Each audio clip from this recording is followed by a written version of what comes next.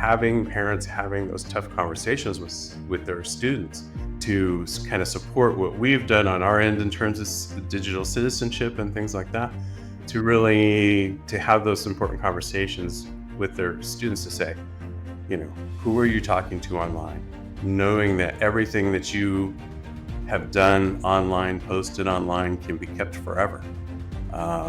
We live in a digital age where we're teaching digital natives, but we are also teaching digital natives who really believe they are invincible online. And that is tremendously scary because there's so many different ways that people can access information, share their information, use it for bullying, using it for identity theft. And really, it's really trying to promote all areas of safety for students. And then really trying to, when I talk with parents, is to engage those students on their level and reinforce those values.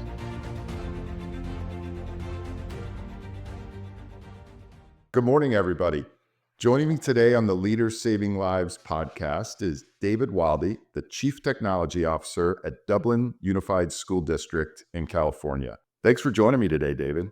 Well, thank you for having me, Todd. I think it's going to be a fantastic conversation. So do I. And so on our podcast today, we're going to be discussing some of the innovative strategies for student, network, and school safety that you've implemented at Dublin Unified. To get started here, can you tell me a little bit about kind of your background and what led to your current role as Chief Technology Officer at Dublin Unified? Okay. Well, for the past 4+ years, I've been with Dublin Unified School District. And previous to that, I was the Director of Technology for Martinez Unified School District. And I guess before that, I spent 19 years at California State University. It was California State University Hayward when I started, and now it's Cal State East Bay. In all those times, working with technology in East Bay, not only was I doing technology, but managing procurement and some of our hospitality, things like that for our housing program. A lot of different hats I wore. And finally moved to the public education sector. And it's been fantastic. I love working with students, love working with my staff. In terms of technology, ever since I was a kid, my stepdad he worked for IBM, brought home one of the first PCs and showed me how to take it apart, showed me how to put it back together. And from then I was hooked. So didn't take necessarily the normal tech route. I do have a degree in music, but I also have a master's in public administration. And so I kind of have a good grasp of the bureaucracy and things that go on within school districts. But in terms of technology, I've always been utilizing technology, and then finally got into a point in a professional career teaching at Computer Learning Center, teaching our intros to computers, filling in for teachers, and doing some courses there, and then moving on to higher ed. So it's been an interesting ride, but landing in with Dublin Unified has been a fantastic opportunity for me, and it's really been an incredible experience.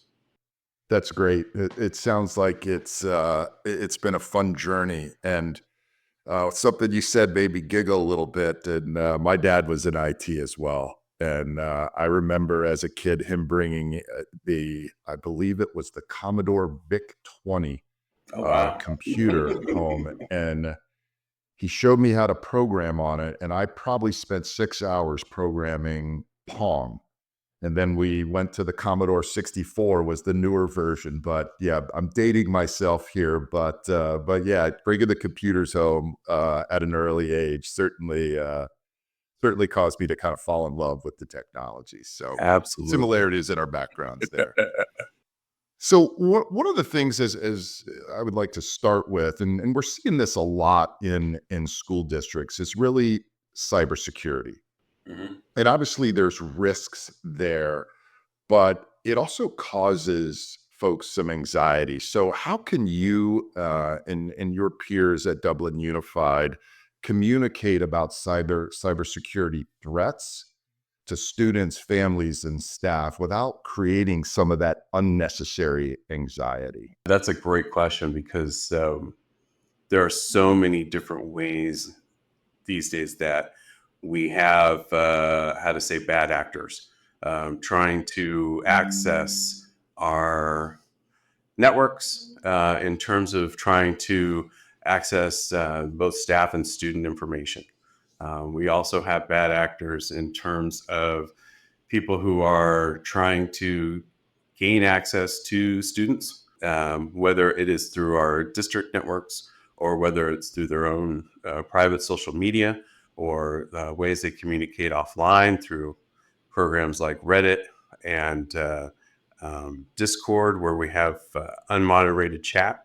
And there's so many different ways. And when we talk with parents, a lot of it is from our end. We do everything we're required to under federal and state laws. So both SIPA and COPA compliance and FERPA compliance, so that we are maintaining student safety, whether that's through filtering, whether that's through moderation or moderating emails and documents. So in that end, we tell our parents that we are doing everything we can within our district networks in order to protect them. But then it also becomes a point of having parents having those tough conversations with their students to kind of support what we've done on our end in terms of digital citizenship and things like that, to really to have those important conversations with their students to say, who are you talking to online? Knowing that everything that you have done online, posted online, can be kept forever. We live in a digital age where we're teaching digital natives, but we are also teaching digital natives who really believe they are invincible online. And that is tremendously scary because there's so many different ways that people can access information, share their information, use it for bullying, using it for identity theft. And really, it's really trying to promote all areas of safety for students. And then really trying to, when I talk with parents, or is to like engage those students on their level and reinforce those values.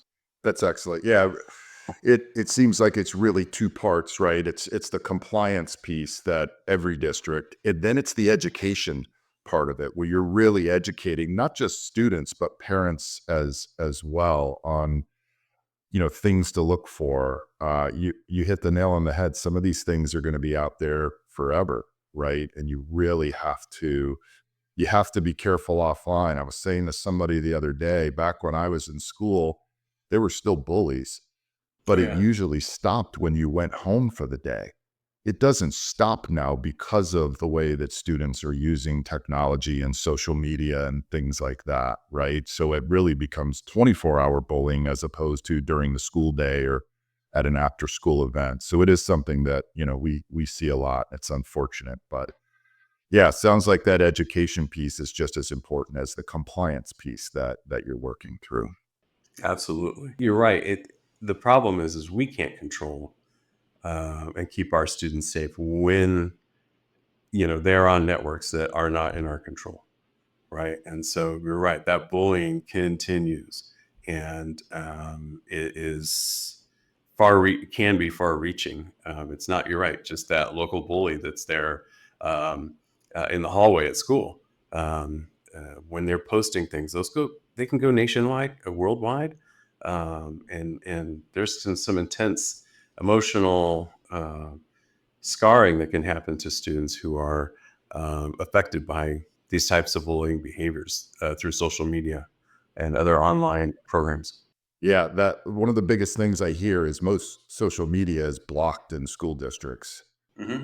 and whether, they're doing it on their personal devices in some cases during the school day or after school or in the evenings, the district still is dealing with that in the buildings the next day, right? So Yep. while they probably can't get to it on your network, you're still having to, deal with some of the issues that, those types of things cause outside of the school day, I imagine. Correct. Oh yeah, absolutely. And we do have cell phone policies where, yeah, in high school they're allowed to use their cell phones during break periods, but not during class. In middle school and below, they're not allowed to use their cell phones on campus. But even still, recordings happen off network, between verbal altercations, physical altercations, things like that, and there's very little we can do to control that when it's posted off our networks. You're absolutely right. Yeah. I'd like to dig a little bit deeper on one of the things you said about students and, you're monitoring the emails that they're sending, things that they're posting in their drive. Are you Google, Microsoft, a combination of both? We are a combination of both.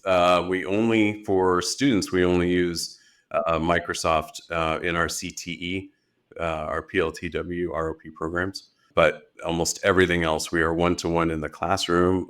Google Chromebooks. That's primarily our two devices. Okay.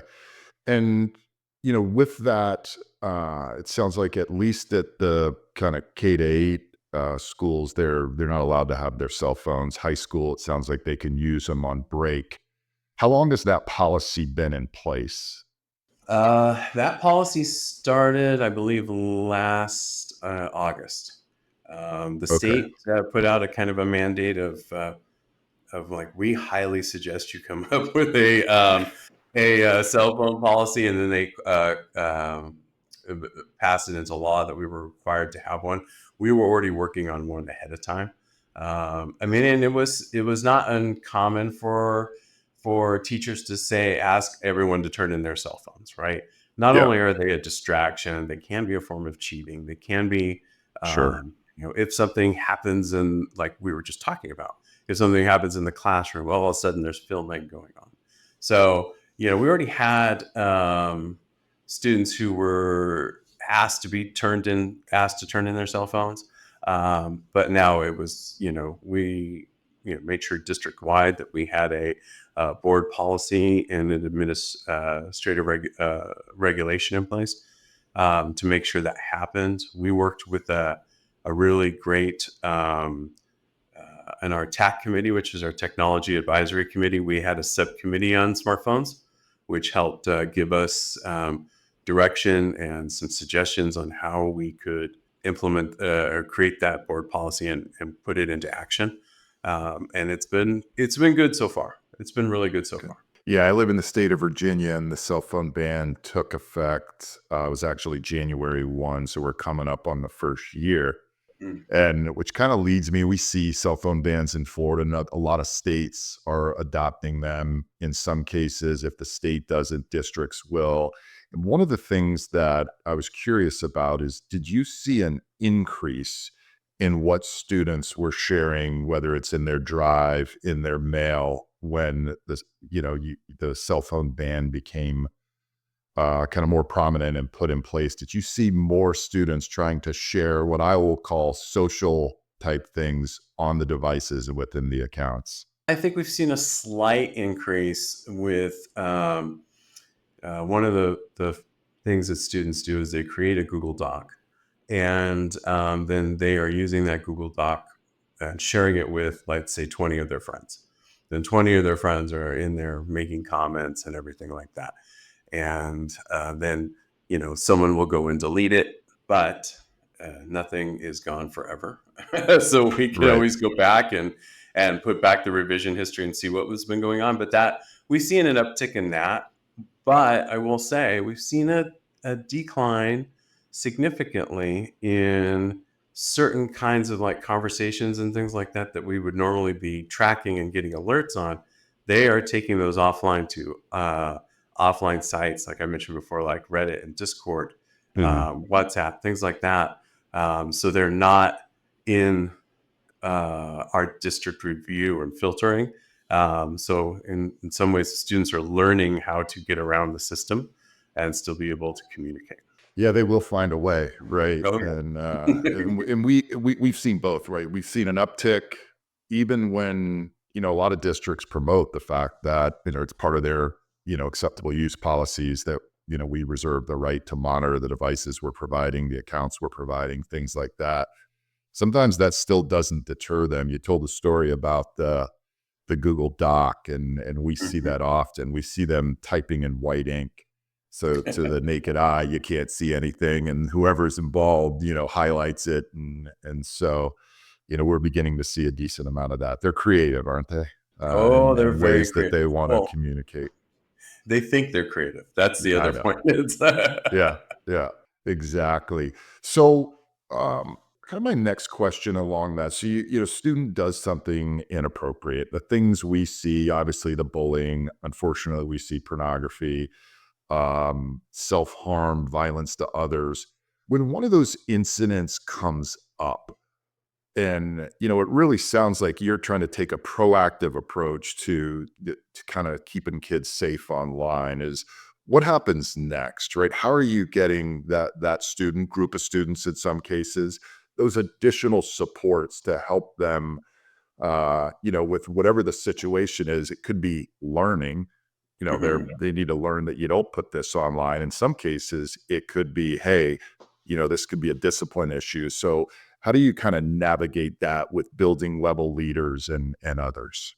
Well, in some case, in many ways, it goes to what is actually going on with the student.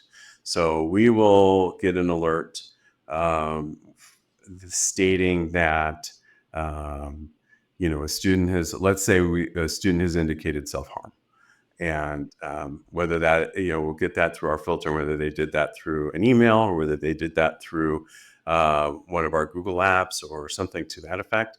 We get an alert, and that alert is sent to the principal and the assistant principals, and in some cases, the counselors directly. And it also gets sent to the director of equity and student services, Whitney Dwyer, and also to myself. And so from there, we review what has been posted, and it can be, you're right, anything from bullying, self-harm, all these different things, unfortunately pornography, any of those kinds of things. But in this case, we're talking about self-harm. The assistant principal will or principal will follow up directly with the student, or they will request, if there's a student that we've already been in contact with, we have a known issue, can ask for the counselor to directly follow up with the student. And then from there, the process of meeting with them, figuring out whether this is an actionable item. In some cases, we do have, false posts where they were just kidding, or I just said that for effect, or things like that. So there's that follow up, but then the question, we dig a little deeper to say, okay, if it is an actual, is this an actual issue? Then we can be able to directly provide support. The nice thing is the system we do have has a human review process with it. And so we are provided with the more alerts we get now, or it's how to say, are provided more actionable. So previously we would have alerts come through, and it could be, it could be someone saying, I'm eating my Captain Crunch. And Yeah, Captain Crunch could be a keyword for drug use or something to that sure. effect. All of a sudden, we get a message, and the kid's like, "Well, no, I was just eating my cereal. I wasn't doing any of Yeah, those things." And we were getting some items where students were okay. We would get a whole list of rape. All of a sudden there's conversations online about rape, and we're following up with alerts. Come to find out that a teacher had assigned a piece of literature that had a rape scene in one of the chapters, and there was sure. conversation about it and things like that. But that all of a sudden created alerts. So for now, our system is able to kind of review through them, remove some of the things that are actual, that's obviously a classroom assignment, and then to get to the actual alerts that mean something so that we can deal directly with the students. Yeah, so it sounds like that human review component allowed you to have more, the alerts are actionable, but also more accurate. Would you say Absolutely. that? Yeah, Yeah, excellent. absolutely. My next question, and then we'll move to a different topic, is, we work with a lot of districts, along those same lines, and we're really beginning to hear staff say things like, I don't want to be on call. So, after Mm. hours, right? And it's the staff is getting anxiety, the work life balance, even if you don't have a lot of after hours alerts, somebody is waiting for that phone to ring. And in some cases, it's the middle of the night or whatever it may be.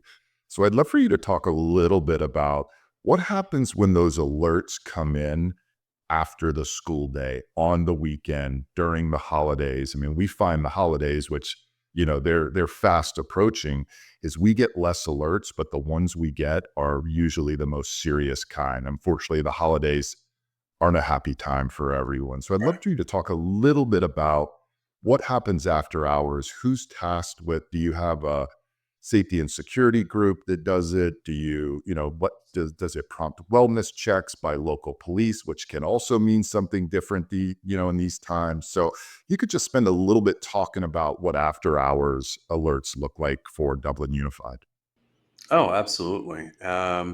So we do have, as part of our alert system, it's a phone tree, or Yep. it's a like a pecking order. So, like I mentioned, that we have principals and APs, they receive the alerts, but then we also have as part of that, a phone notification system too.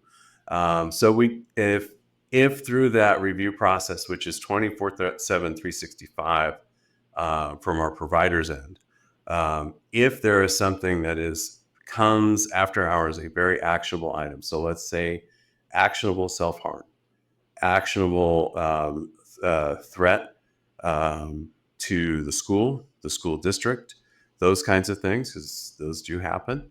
That there is a phone tree of people who are called from that site.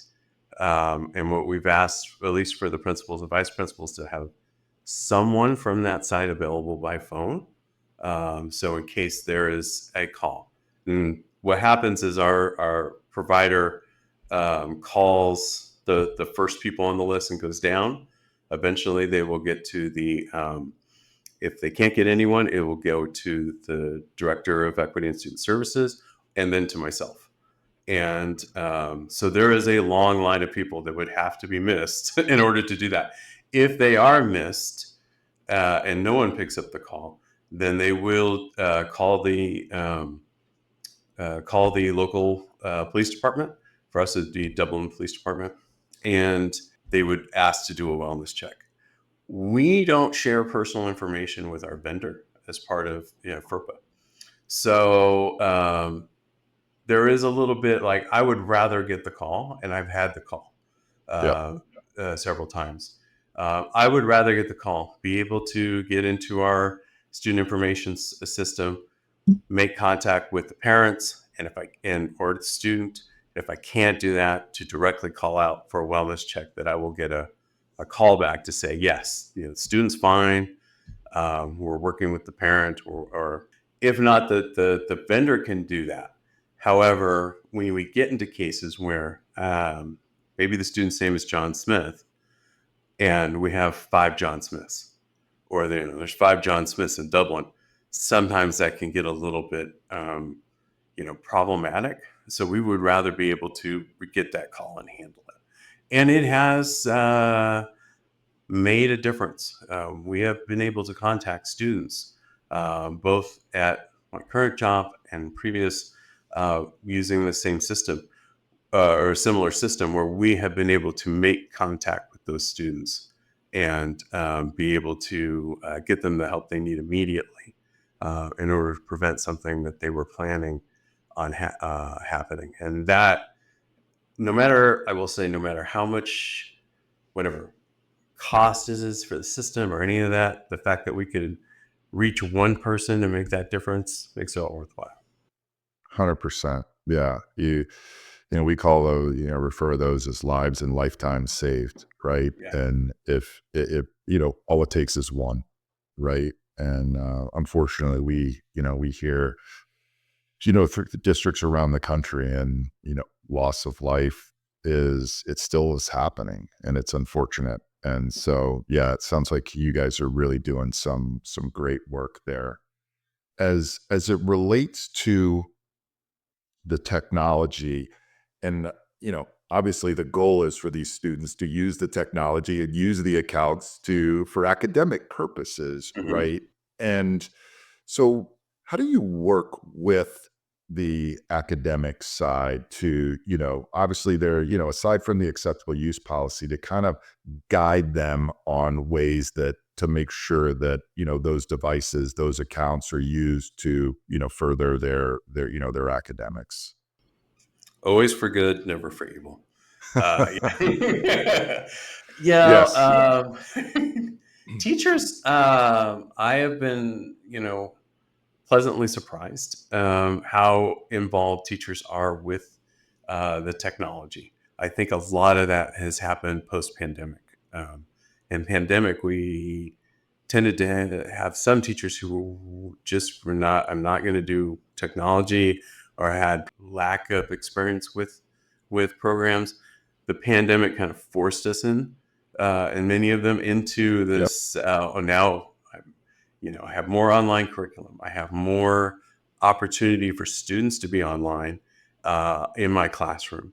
I have to be able to monitor them and to see what's going on. And so we do have a program in our classrooms that allow teachers to see every monitor that's up and to see what they're doing.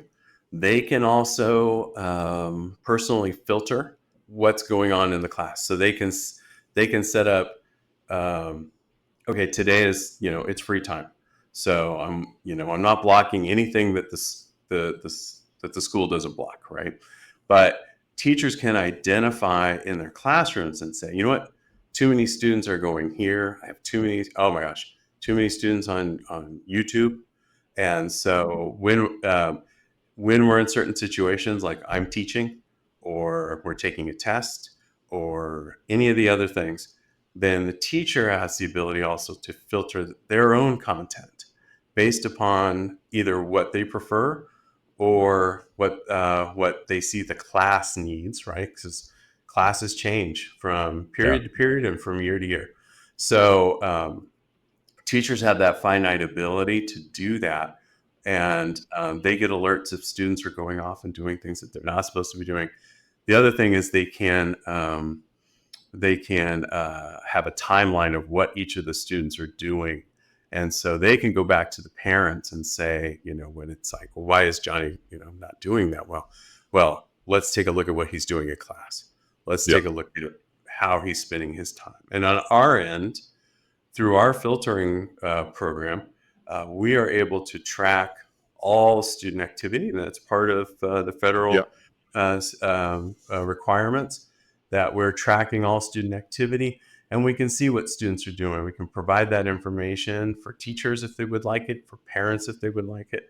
So we can say, is my student staying on task? Is there something we can do to help with that? The other thing that we've done, and it's not something I totally like doing, is things like, how do we say it, YouTube jail. Like, we do have students they use YouTube and other programs like that as a distraction, as comfort for anxiety, as for multiple different reasons. But it does take them off task in classrooms, and so Yep. we do have the ability to block an individual student. I don't necessarily like doing that because some of our curriculum from teachers involves YouTube and other programs, and we can't just every day turn it on, turn it off, turn it on, turn it off. So we really want, when we do those kinds of blocks, we have to have a commitment from the teacher that, I'm not using YouTube in my curriculum. or the parents and the teachers come to me and said, we need to do this block. And it really is for the benefit of the student to hopefully keep them on track within the classroom and causing less distractions. Yeah, so it sounds like you're using like a classroom management system to help Yes. the teacher kind of guide the students to where they want them to go and keep them on track. And if they fall off track a little bit, then they can kind of redirect them to where they want to go. And all the data is there. So to your point, if a parent's like, hey, what's going on here? Well, let me show you where they spent most of the class. So that's good. I always feel like those are the types of technology tools that, kids are going to get off track, right? I mean, and so if we can help guide and redirect, hopefully they can continue to see academic progress.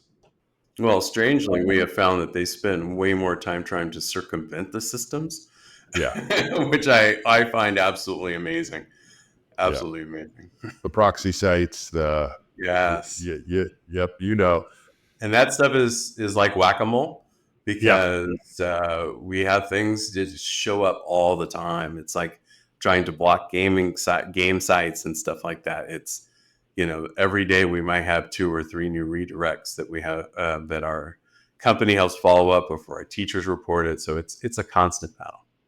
yeah. I was preparing for a presentation a couple of weeks ago, and one of the interesting data points I found is the number of new websites that are created every day.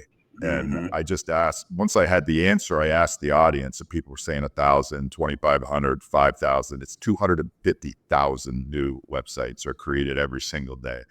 And so managing that is tough, right? And kids are smart. They'll create their own site, put their gaming links and whatever it is in there. So it's an ongoing battle for sure to keep them where we would like them, at least on the district's devices and within the accounts. Yeah, and in some ways, when we go to do blocking through filtering nowadays, because of that, we block a full domain and then we open up if like there's a particular site that teachers are using on that domain because it's difficult, very Yeah, difficult. it is. Well, I have a few more here though. This one is always interesting, I find, because as a technology leader, you're focused on, the security side of it, standardization, you're meeting a lot of the federal requirements, but technology is, there's a lot of innovation in it. So my question is, how do you balance the need for security and standardization while still encouraging innovation and kind of that experimenting that comes along with technology? Hmm. Well, I will say that there are battles or discussions that we have regarding particular sites that certain teachers or classrooms feel that they need in order to for the teacher to be successful and for the students to be successful in that classroom. And one of them well, we'll use it, is GitHub. So GitHub is a website that is really, really popular with our programming classes and with our PLTW classes and things like that because they're compiling things that can be done online. There are things that they can pick up and tools and things that they can pick up and use. However, it's a double-edged sword because there's also things where they can purchase and pull down coding and use it within their assignments, but claim it as theirs, right? Which is technically a form of plagiarism. Yeah. But we also have our everyday kids who are now on there because they're looking for the proxies that will get them around our security systems. And so it goes with and when we have sites like this, our knee jerk reaction in IT is always to block, right? Okay, we'll block it. Everything's good. Let's go to lunch. But unfortunately, in some of those cases, like we said with GitHub, it's a double-edged sword. I go to block that. Now all of a sudden I have an entire district who's upset with me, which is fine. I've had that before. Yeah. But then I have a group of students that say, well, wait a minute, we need this and teachers saying we need this to be successful. So sometimes we have to go in and do some finite filtering, which we're able to do by class. So then Yeah. I can say, okay, anyone in this class for the CTE program, they'll get GitHub, right? Everyone else will not. But occasionally those are conversations we have to have with teachers, a pleas from students, and then we have to go back go back to the teachers and say, is this acceptable in your classroom? Because then we can unfilter it. And so there can be a lot of back and forth, and it does increase the workload significantly when we're doing these little tiny unfilters. But if it means that we have, teachers are being successful and students are being successful, that's what our job is, and we'll go and do it. Absolutely. Yeah, I was talking with a CTO from a larger district in Texas a little while ago, and they were struggling with Vimeo. So all of their dual credit kids that were taking college credits, all the professors posted their lectures on Vimeo. Yeah. But there's also some very inappropriate content on video. And so they said we blocked it. And so all of our dual credit kids that have class time to do their university courses can't do them during the school Right. day. So they're basically sitting there, not able to do anything. They've got to do it when they get home. So she's like, I wish there was a way that we could, that we could edit it out, or the web filter could be more dynamic to say, hey, this is inappropriate, block it. But if it's the lecture, they'll allow it. And so I think that's where we're starting to see some of the web filters are starting to go to that more dynamic. It'll pick it up on the fly and block it. You might see it for 5 seconds, and then it blocks it, and it automatically adds it to the block sites list. So Yeah, we had that actually same problem with Vimeo because of what they would describe as tasteful images that are allowed, and we said, oh, that was again another knee-jerk reaction. We're going to block it, right? yeah.